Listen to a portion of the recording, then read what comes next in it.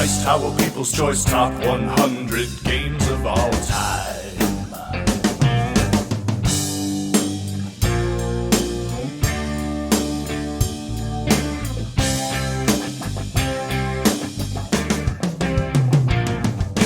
Dice Tower People's Choice Top 100 Games of All Time. All right, here we go.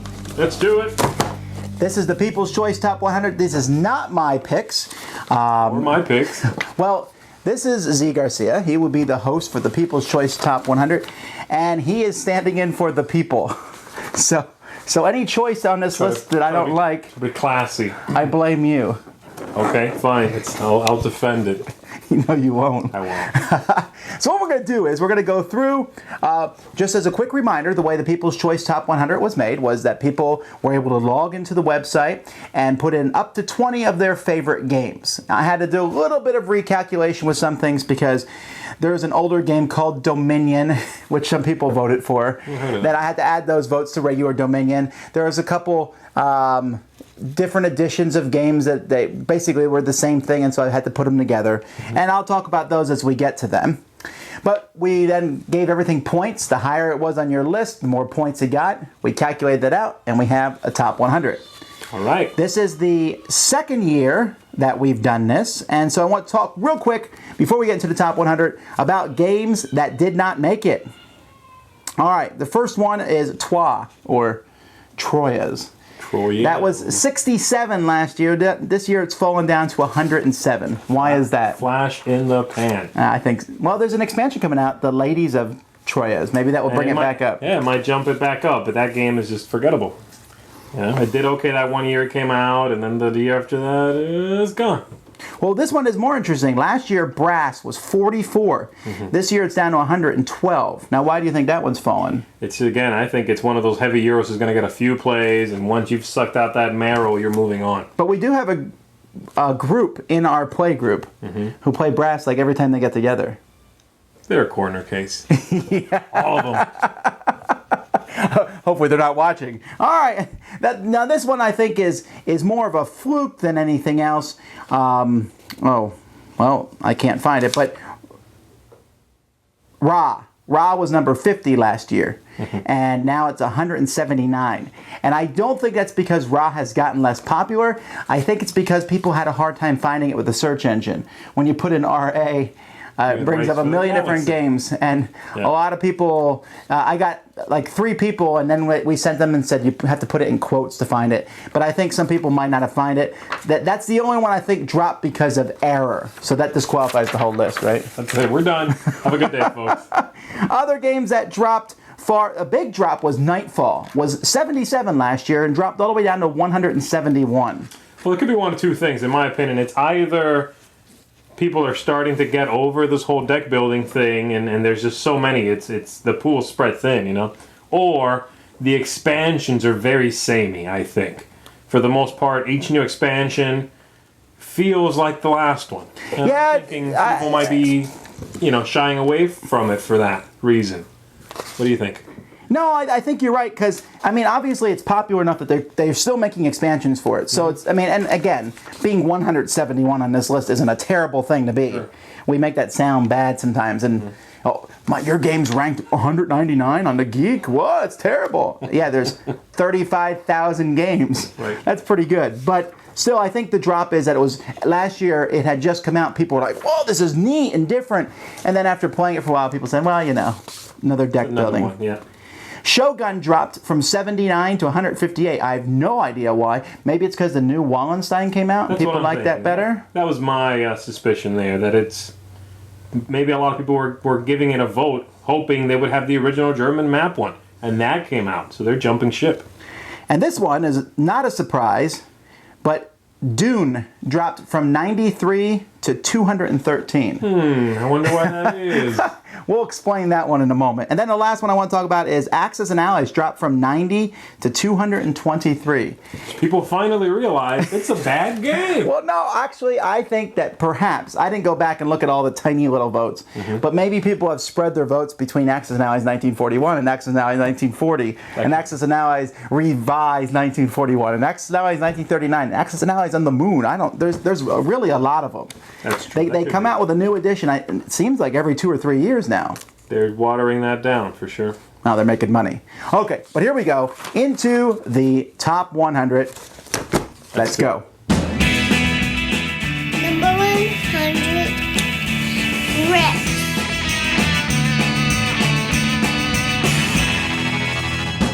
So number 100 is Rex, Final Days of the Empire. And we were just talking as to why Dune fell off, and it's because, well, Rex is stealing the votes from it. And some people might say, well, you should have combined the votes for both of them. And I thought about doing that, but there are some people who like Dune but don't like Rex. Absolutely. And I don't know. I think people who gave Dune a vote are actively not voting for Rex. And I think that's what makes it an okay thing to do. They're purposely saying, not Rex, Dune. This is a good game. I think that it's going to get, I don't know if it's going to last for 20, 30 years like Dune did. Because so many games like that come out nowadays. And I'm not hearing people talk all the time, oh, Rex, a great game of Rex. I am surprised it's not higher up on the list for being a brand new reprint, hot off the presses, got a lot of buzz when it came out. And it's just barely clocking it at 100. I figured it would do better than that. Yeah. Well, either way, Rex is a game where you can play up to 6 players, and you're vying for control over a planet, and there's a lot of negotiation, and it actually has some roots in Cosmic Encounter. Absolutely. Except it's a little bit more set in stone. While Cosmic Encounter changes every game, here the special powers are the same, but at the same time here you have like 3 or 4 special powers for your race rather than just one. It's a much meatier game as well, much longer, a little heavier. All right. Number 99,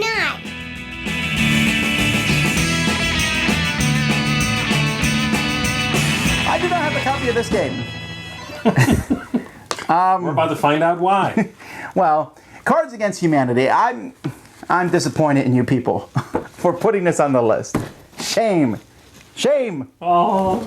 No, really. I mean, okay, okay, you can accuse me. I have not played Cards Against Humanity, but I know what the concept is. Essentially, it's very similar to Apples, Right. except instead of using funny cards or ordinary cards, they decided to be as over the top, over the line, crass, vulgar, politically incorrect, etc. And if that's your style of thing, so be it. I just don't see the usefulness of that. I'm surprised from the sample you figure you would get of the average board game geeker that this would be that high up, I know there's a crowd for it. It's clearly selling very well, and I understand. Yeah, it is selling well. I know people who have the game. I'm just surprised the average is saying this is in the top 100, Well, we'll see. Maybe it's because it's the new cool party game to play. Maybe next year we won't see it at all. And maybe not. Maybe it'll be higher. Maybe it'll be number 1 someday. If it's ever number 1, then I'm done. Because that's just ridiculous. But anyhow, I just, you were able to say something that you would never say in polite conversation in a game. Woohoo for you. Funny. Okay. I'm going to get flamed for saying I don't like this. It's okay. Your puritanical views. If you're into the kind of game that it is and you want to couple it with some drinks and be in closed door with some friends, that's fine. But yeah, it's a pretty racy game. So, all right. Moving on. 8, Teaching.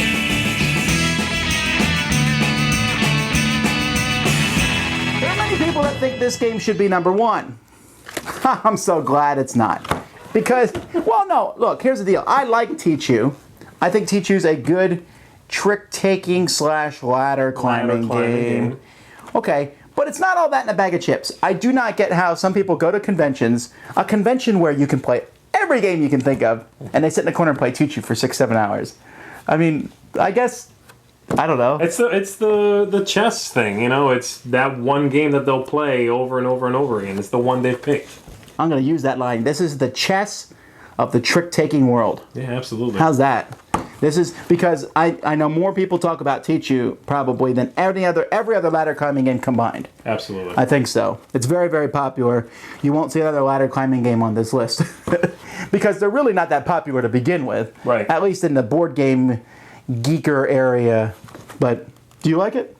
I think it's fine. I like other card games with a similar vein better. I mean, I like Gang of Four, which has a similar play style and a similar theme. It's much simpler. Much better than this. It is, but I like that, and I think it's a better game. And that one gets no buzz. I like the one from Korea with the little tiles, whose name is currently escaping my mind. That one I don't know. Okay. Well, anyhow, Teach You. Number 97.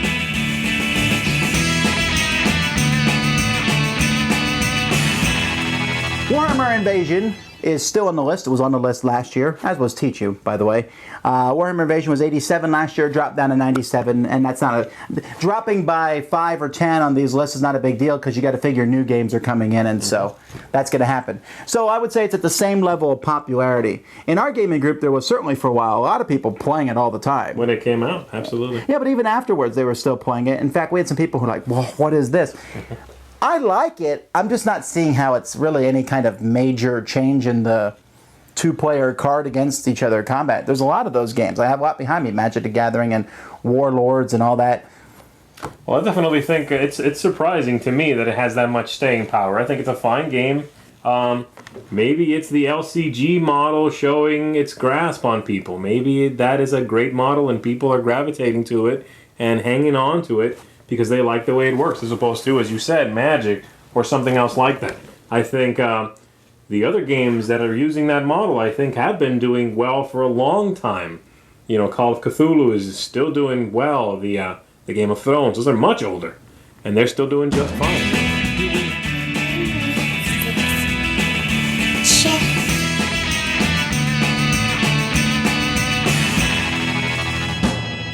Chess! Now this is, I'm glad it's on here because I don't want somebody who likes chess coming out, what? Where is checkers? Chess is not in your top 100? Well, yeah, it's number 96. There's 95 better games. Last year, chess was at 68. I don't know what's happened. I just think people who play chess that forget this list. This is silly.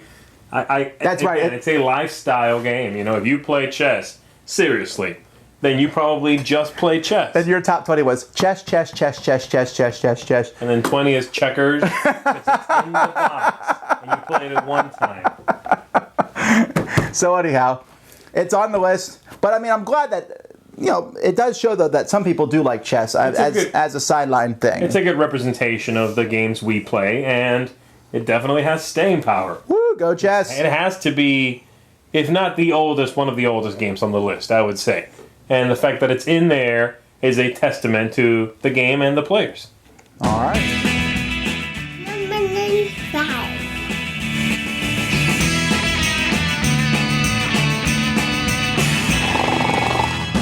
Oh, I do not like Tsuro. I don't get this game, but it's very popular. There's actually, I can probably point you to 10 different games where your object is to connect the dot to another dot by putting tiles down and making different wavy lines all over the place. But this one's by far the most popular. I'm surprised it's on the list. It's a very old game already. I mean, not chess old, but for how simple of a game it is and how many years it's been out, I'm surprised it's on there. I have to say, I think this is possibly a reaction to the fact that they just had a sequel / reimagining come out. Yeah, but that one didn't make the list. True, but that one may not have been played by as many people yet. Who knows? Do you like it? I think it's a fine game. Again, as long as you know that it's a party game. It's a simple party game. All the other ones that Tom's thinking of cannot be explained as simply or played as quickly. Oh, that's true. That's true. They usually take more, but then I like them a little bit better. There's more in depth. To me, it's Tsuro. Sometimes someone puts a tile in and it's, why did I even play? I know. Why did I even bother today? Because That's true. your one tile just killed me. I have seen people who are predominantly party gamers, though, throw this game out and slap a couple of tiles down and get their minds just blown. You know, because it really is that stepping That's true. stone into, wait a second, I can build the board as I play. That's amazing. So I think it's a great introduction to heavier games. All right. Number 94. Base.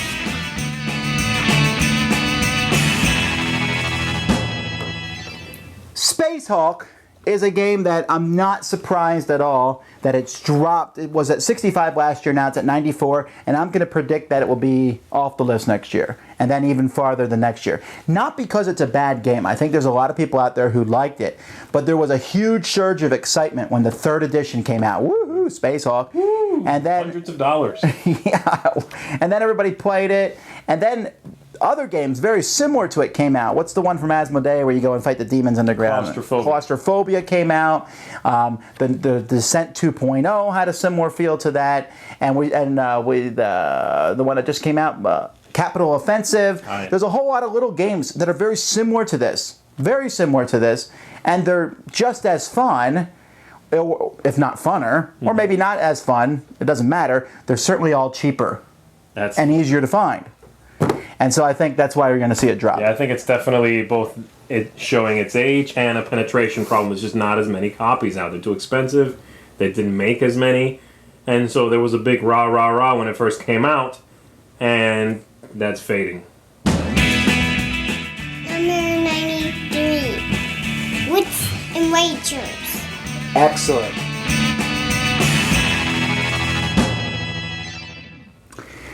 Wits and Wagers is still on the list, and that's not really a surprise to me at all. It went from 88 to 93, which is barely a drop at all, considering new games have been added to the list, but I think that's just because, first, North Star does a fantastic job at getting that game out there. Everywhere they go, people play it and they're like, this is really fun.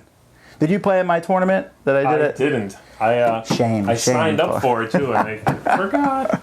But anyhow, I mean, those big tournament games, they get people into playing it, people play it, and they say, hey, it's trivia. But for once, that smart, geeky guy who's at the table, and he doesn't win because he doesn't necessarily know all the answers. So what you're saying is the game's on the list because you're running those tournaments, right? No, because North Star is running them. Oh. But for Ken Jennings, if I was playing a game with this Ken Jennings, I think I might win because I would just bet on him almost every time. And, Basically, right. and that's what's fun about the game, and I can see that's why it's on the list. People like it. And it stays in people's minds because they do keep reminding you that it's out there, and they keep putting out little tweaks and variants of it. And it has staying power, absolutely. It's simple enough that people love it. Number 92. Tigers. Raven.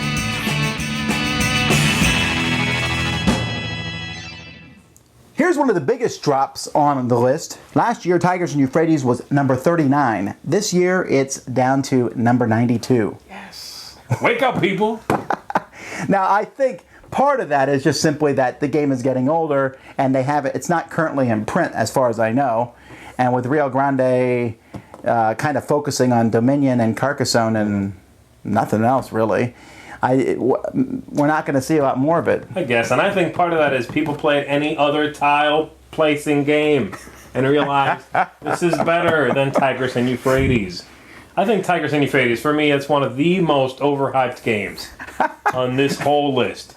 You know, I remember before I ever played it, reading about internal conflict versus external conflict, pages upon pages of discussion. It's a really simple game, you know, that you think you're strategizing, and then you go, oh, I got 3 red tiles. Oh, I have 2. And somebody wins. You know, I really think it has very little substance, but people love it. And I think it's stuck around because of that dichotomy between there is meat there, but it's simple enough to get to the table and play. And there hasn't really been anything quite like it. You know, No, that's true. There's nothing. I've not played... Well, Reef Encounter. Reef Encounter has some similarities to it. But that's really old as well, though. Nothing recent. You're so young, you know. Game 6, 7 years old. Old garbage. It's been out for over 5 years. What? We're still playing it? Number 91. The Zombie Side.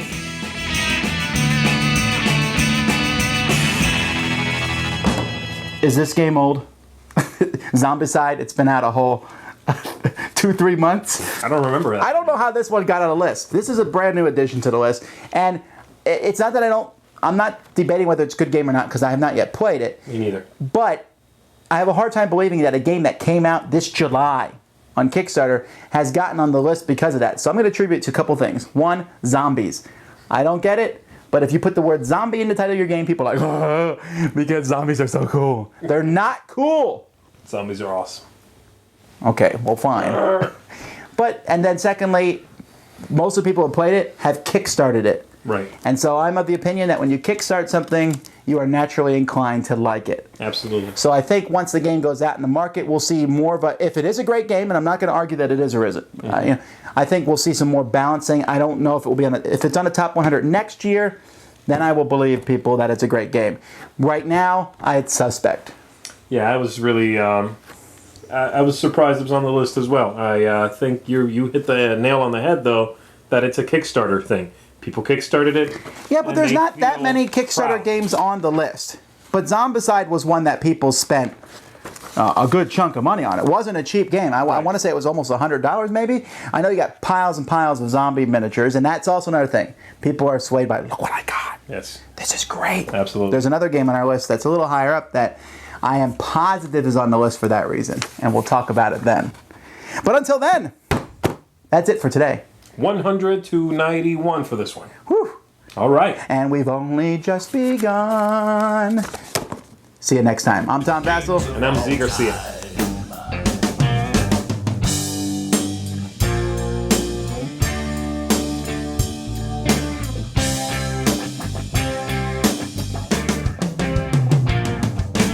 Dice Tower People's Choice Top 100 Games of All Time.